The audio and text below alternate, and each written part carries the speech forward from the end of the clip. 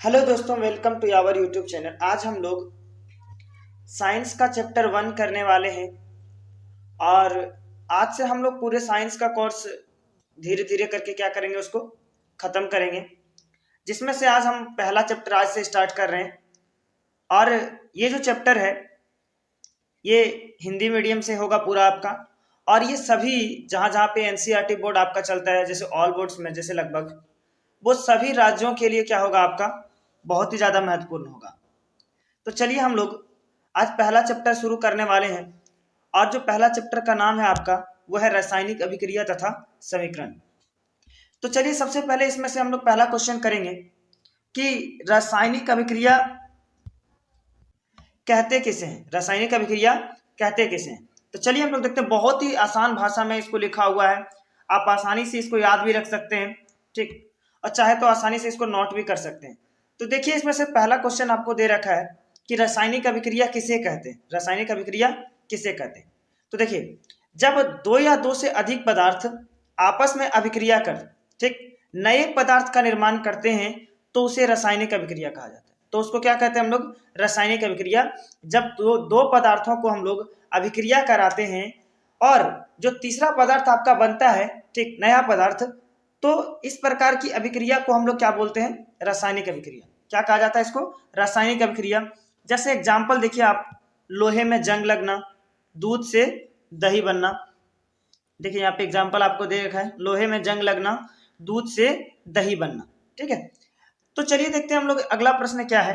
अगला प्रश्न है आपका कि अभिकारक, अभिकारक किसे कहते हैं। अब देखिए जो रासायनिक अभिक्रिया होता है, रासायनिक अभिक्रिया में देखिए यहाँ पे देखिए रासायनिक अभिक्रिया में होता क्या है कि दो या दो से अधिक अभिकारक लेते हैं, दो या दो से अधिक अभिकारक। एग्जाम्पल के तौर पे देखिए हम यहाँ एक अभिकारक ले लिए, तो जो रासायनिक अभिक्रिया में बाईं तरफ होता है, जो रासायनिक अभिक्रिया में, रासायनिक समीकरण में, रासायनिक समीकरण या रासायनिक अभिक्रिया कह लीजिए, जो बाईं तरफ में होता है, और ये अभिकारक हमेशा दो या दो से अधिक होंगे, दो या दो से अधिक होंगे, कभी एक हो ही नहीं सकता है, ठीक।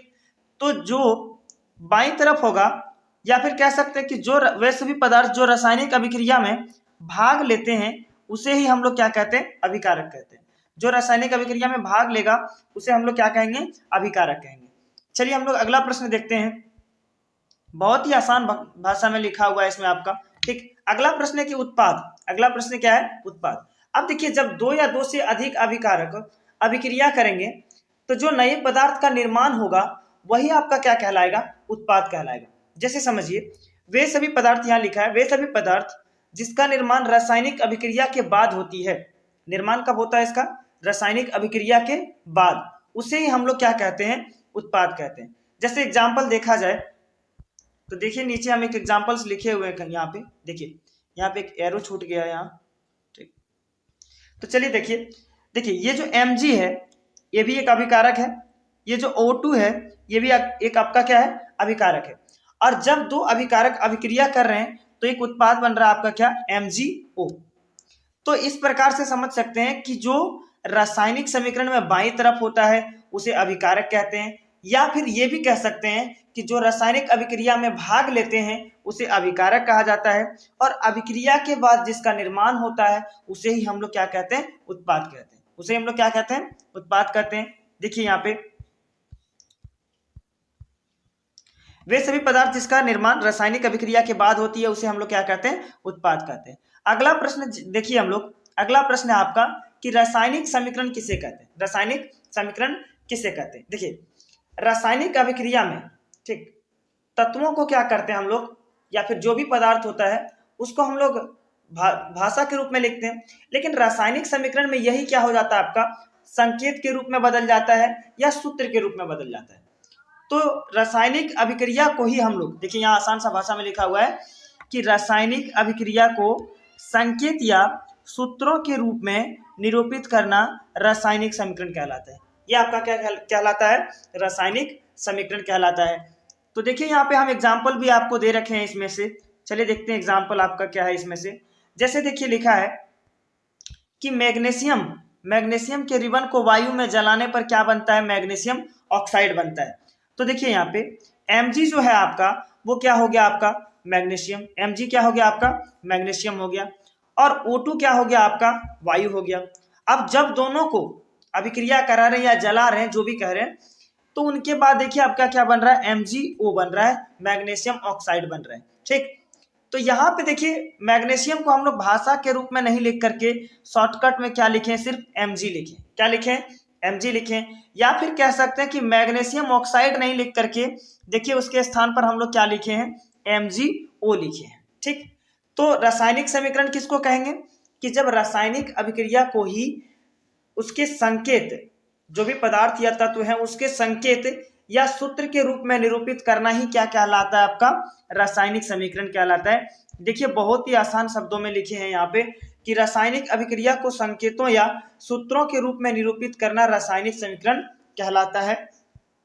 नीचे एग्जाम्पल्स भी आपको दे दिए। अगला प्रश्न देखते हैं हम लोग कि संतुलित रासायनिक समीकरण किसे कहते हैं। संतुलित रासायनिक समीकरण किसे कहते हैं, देखिए अब होता क्या है कि संतुलित रासायनिक समीकरण में अब जो अभिकारक हैं उसमें परमाणुओं की संख्या आदि उत्पाद के परमाणुओं की संख्या के बराबर हो तो उसे हम लोग क्या कहेंगे, संतुलित रासायनिक समीकरण कहेंगे। जैसे एग्जाम्पल देखिए आपको यहाँ पे दे रखा है, नीचे आपका एग्जाम्पल दिया है, पहले देख लेते हैं इसका परिभाषा क्या लिखा हुआ है कि वैसी रासायनिक समीकरण जिसमें अभिकारकों के परमाणुओं की संख्या, ठीक है, उत्पाद के परमाणुओं की संख्या के समान होती है उसे संतुलित रासायनिक समीकरण कहते हैं। ठीक है, चलिए तो देखते हैं हम लोग इसका एग्जाम्पल्स क्या दे रखा है आपको। एग्जाम्पल्स है आपका, जैसे देखिए यहाँ पे भी एरो छूट गया आपका, देखिए ये आपका रासायनिक समीकरण है, ये आपका क्या है रासायनिक समीकरण। अब देखिए रासायनिक समीकरण में ये इस तरफ वाला आपका अभिकारक होगा और इस तरफ वाला आपका उत्पाद होगा। तो चलिए देखते हैं, दोनों तरफ परमाणुओं की संख्या यदि समान होगा तो ये संतुलित होगा, यदि दोनों तरफ परमाणुओं की संख्या समान नहीं होगा तो ये असंतुलित होगा। चलिए देखते हैं, तो इधर देखिए Zn कितना है आपका, 1 है, इधर भी Zn कितना है, 1। इधर देखिए हाइड्रोजन 2 है आपका, इधर भी हाइड्रोजन 2 है। इधर देखिए सल्फर 1 है, इधर भी सल्फर 1 है। इधर ऑक्सीजन 4 है, इधर भी ऑक्सीजन कितना है, 4 है। तो दोनों तरफ अभिकारक और उत्पाद दोनों तरफ ही दोनों के परमाणु जो संख्या है वो एक समान है, इसलिए हम कह सकते हैं कि ये जो समीकरण होगा वो आपका क्या होगा, संतुलित रासायनिक समीकरण होगा। ठीक इसी प्रकार हम लोग असंतुलित रासायनिक समीकरण को देखेंगे। देखिए यहाँ असंतुलित रासायनिक समीकरण किसे कहते हैं, तो इसमें भी परिभाषा बहुत ही ईजी है कि वैसी रासायनिक समीकरण जिसमें अभिकारकों के परमाणुओं की संख्या उत्पाद के परमाणुओं की संख्या के बराबर नहीं होती है उसे हम लोग क्या कहते हैं, असंतुलित रासायनिक समीकरण।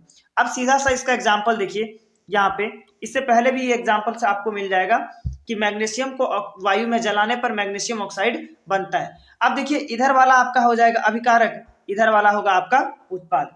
तो देखिए यदि दोनों तरफ परमाणुओं की संख्या अगर बराबर नहीं हो तो ये असंतुलित रासायनिक समीकरण कहलाएगा। चलिए देख लेते हैं, इधर देखिए Mg आपका 1 है, इधर भी 1 है, लेकिन इधर ऑक्सीजन आपका 2 है, इधर ऑक्सीजन आपका 1 है।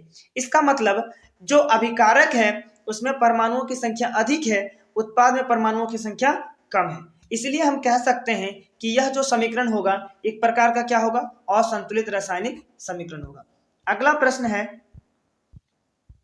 रासायनिक समीकरणों को संतुलित करना क्यों आवश्यक है। ये बहुत ही ज्यादा पूछा भी जाता है, क्वेश्चन बहुत ही ज्यादा इंपॉर्टेंट भी है, सब्जेक्टिव एग्जाम्स में ये बहुत ज्यादा पूछा जाता है कि रासायनिक समीकरणों को संतुलित करना क्यों आवश्यक होता है। देखिए होता क्या है कि द्रव्यमान संरक्षण के अनुसार, द्रव्यमान संरक्षण के अनुसार किसी भी रासायनिक अभिक्रिया में द्रव्यमान का ना तो निर्माण होता है और ना ही विनाश होता है, ना तो द्रव्यमान का निर्माण होता है और ना ही द्रव्यमान का विनाश होता है।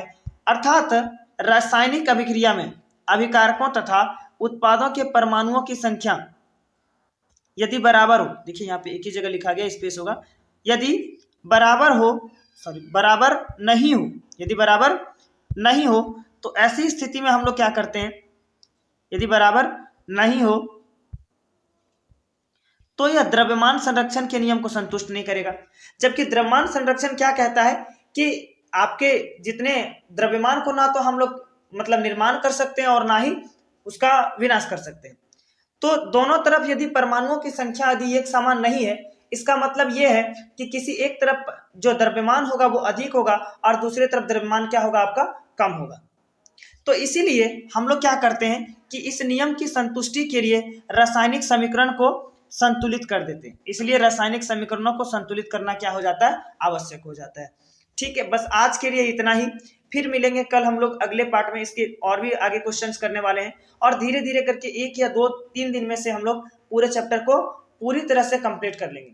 और इससे बाहर आपका, अगर आप ऑब्जेक्टिव एग्जाम्स भी देते हैं तो इससे बाहर आपका ऑब्जेक्टिव क्वेश्चंस भी नहीं जाएगा। ठीक है, तो इसको अच्छे से पढ़ लीजिए और चाहे तो आप इसको नोट भी कर सकते हैं। थैंक यू, बस आज के लिए इतना ही।